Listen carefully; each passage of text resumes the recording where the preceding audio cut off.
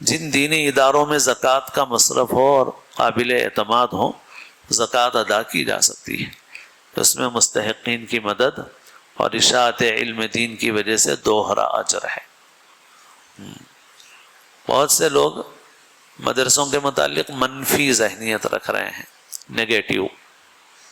Negative سوچ ہے ان کی، مختلف وجوہات ہیں اس کی۔ ایک تو پوری دنیا میں بھی دشمنوں کی نظر میں جو سب سے بڑا کانٹا ہے وہ مدرسے ہیں، تو مختلف طریقوں سے پروپیگنڈا کیا جاتا ہے۔ اور اسی طرح مسلمانوں کے اندر کچھ نئے تعلیم یافتہ لوگ ایسے ہیں کہ جو مسلمانوں کی خیرخواہی کا جذبہ تو رکھتے ہیں، مگر ان کو علم و شعور حاصل نہیں ہے جو ہونا چاہیے۔ جیسے وہ لوگ یہ سمجھتے ہیں کہ یہ 2% بچے جو مدرسے میں ہیں یہ سب برباد کر دے رہے ہیں، ان لوگوں کو سمجھتے ہیں۔ ایسا نہیں ہے۔ جیسے آپ کی سوسائٹی اور سماج کو ڈاکٹروں کی ضرورت ہے، انجینئروں کی ضرورت ہے، وکیلوں کی ضرورت ہے، آرکیٹیکٹ کی ضرورت ہے، سی اے کی ضرورت ہے، ہر چھوٹا بڑا کام کرنے کے لیے آدمی کی ضرورت ہے۔ ڈرائیور چاہیے آپ کو، حجام چاہیے آپ کو، بڑھئی چاہیے آپ کو، چھوٹے سے کام سے لے کر کے بڑے سے بڑے کام تک ہر کام کے لیے افراد کی ضرورت ہے۔ تو کیا امت کے دینی میدان کے لیے 2% آدمیوں کی ضرورت نہیں ہے؟ امت کے دینی میدان کے لیے 2% آدمیوں کی ضرورت نہیں ہے؟ کہاں سے آئیں گے یہ؟ آسمان سے تو نہیں اتریں گے نا۔ سوال یہ ہے کہ یہ کہاں سے کمائیں گے؟ کہاں سے کمائیں گے؟ تو بھائی جو جج ہے وہ فیصلہ کر رہا ہے لوگوں کے درمیان، بہت نیکی کا کام ہے، بہت لا حسد فی اثنین حدیث میں ہے، قابل رشک آدمی ہے، اللہ نے اس کو حکمت دی، لوگوں کے درمیان فیصلے کر رہا ہے اللہ کے قانون کے مطابق، بہت نیک کام ہے۔ مگر آپ جج کو یہ نہیں بولتے کہ بھائی تم اپنا پیٹ پالنے کے لیے کوئی اور کام کرو۔ آپ 6 گھنٹے جج کے وصول ہوتے ہیں، وہ کرتے ہیں، تو اس کے 24 گھنٹے کی ضرورت پوری کرنے کا انتظام سماج کرتا ہے، اور یہ کوئی احسان نہیں کرتا اس کے اوپر سماج، کیونکہ سماج کی ضرورت ہے۔ ٹریفک پولیس والا ٹریفک کو کنٹرول کرتا ہے تو سماج کی خدمت کرتا ہے، تو سماج اپنے ٹیکس کے پیسے سے اس کی 24 گھنٹے کی ضرورت پوری کرتا ہے سماج۔ تو اسی طرح جو 2% طبقہ خالص دینی خدمت میں لگا ہوا ہے، اس کی معاشی ضرورتوں کو پورا کرنا سماج کی ذمہ داری ہے، نہ یہ سماج کا احسان ہے، نہ ان کے لیے ذلت ہے۔ یہ سوچ بالکل غلط ہے، ناسمجھی کی بات ہے۔ تو بہرحال کچھ ایسے لوگ ہیں۔ پھر کچھ مدرسوں کے اندر بھی بہت سے ایسے لوگ ہیں جنہوں نے کرپشن کیا، بدعنوانی کی، مختلف طریقوں سے لوگوں سے چندہ کر کے بھی کیا۔ یہ جو حکومتیں بھی بورڈ بناتی ہیں نا، مدرسہ بورڈ، تو اس میں بھی لوگ بہت گھپلے کرتے ہیں، دیندار لوگ بھی کیے۔ ایسے ہمارے حیدرآباد میں، تلنگانہ میں بھی مدرسہ بورڈ کے نام پہ ایک مدرسہ والا پیسہ کھایا بہت۔ وہ مدرسے کا نام رحمانیہ بلکہ تھا، یاقوت پورے کے علاقے میں تھا، کروڑ روپے کھا گیا۔ مگر وہاں ایک بہت مشہور ادارہ ہے دارالعلوم رحمانیہ، لوگ سمجھے وہ مدرسہ ہے، وہ مدرسہ نہیں تھا، وہ اچھا مدرسہ ہے ماشاءاللہ۔ یہ ایک ڈمی قسم کا ایک جھوٹا فراڈی تھا، ایک فیک تھا بالکل، اور اس نے حکومت کو جو ہے وہ دھوکے دے کر کے کروڑوں روپے کمائے۔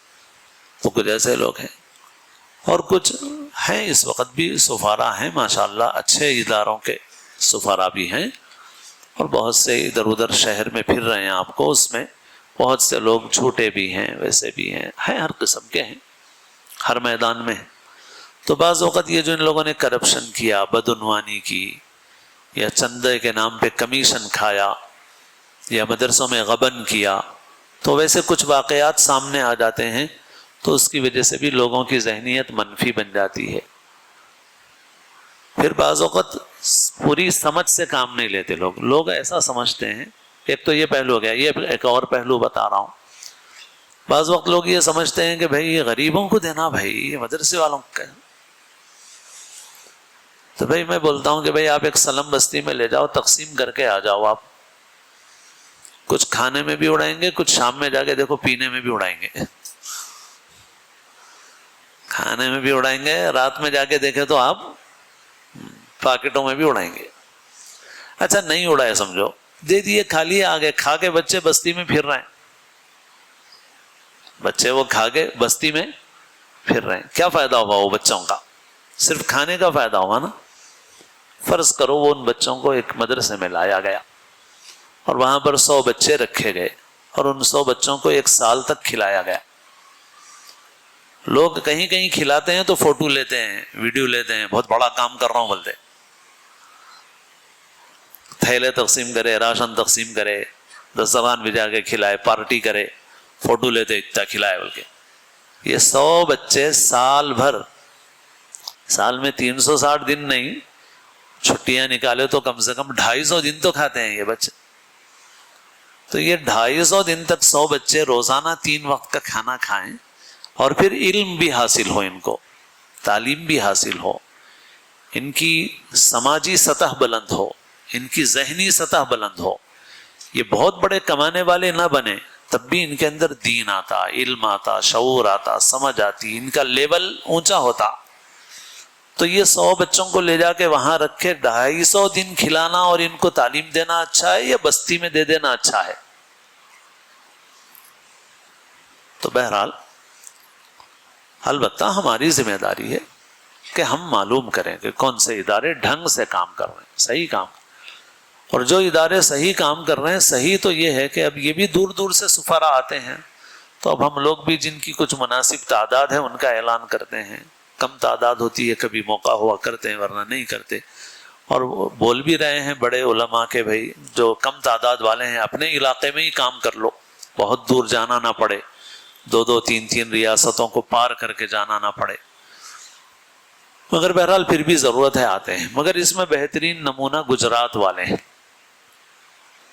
گجرات کا کوئی سفیر نہیں آتا. دیکھیں آپ گجرات کا کوئی سفیر،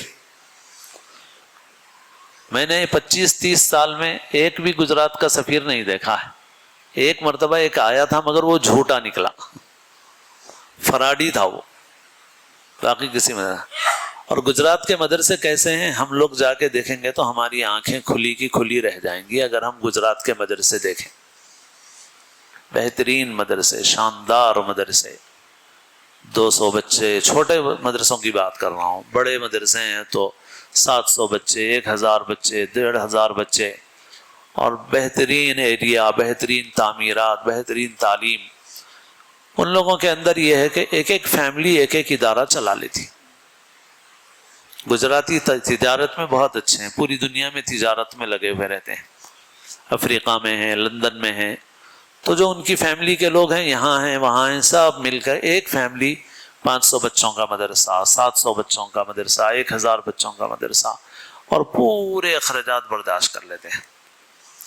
بنگلور وغیرہ کے علاقے میں بھی اتنا تو نہیں ہے مگر بہت بہتر ہے وہاں بھی.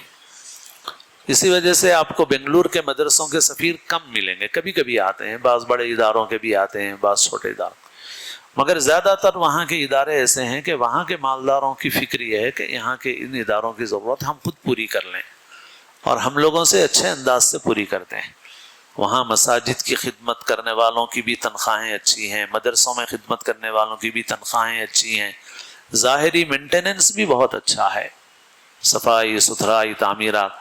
مطلب ان کے اندر ایک مزاج ہے کہ ہم اپنے علاقے کے مدرسوں مسجدوں کی ضرورتوں کو ہم کو پورا کر لینا ہے.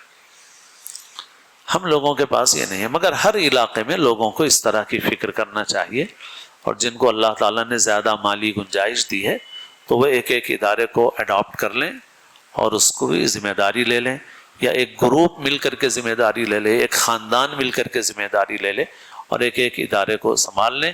تو پھر سفراء کو بھی بہت زیادہ دور دور جانے اور چندہ کرنے کی بھی ضرورت پیش نہیں آئے گی. تو بہرحال مدرسے بہت ضروری ہیں، بلکہ مدرسے مسلمانوں کے دین ایمان کی حفاظت کا سب سے بنیادی ذریعہ۔ اس وقت مسلمان ملکوں میں بھی جہاں اس قسم کے مدرسے نہیں ہیں وہاں کے حالات بہت خراب ہیں۔ تو اس وجہ سے جہاں اعتماد ہے آپ کو، قابل اعتماد ہے، وہ معلوم کرنا آپ کی ذمہ داری ہے، معلوم کیجیے، اور جو قابل اعتماد ہیں آپ ان میں اپنا مال لگائیے، وہ آپ کے مال کا بہتر مصرف ہے، غلط مصرف نہیں ہے آپ کا۔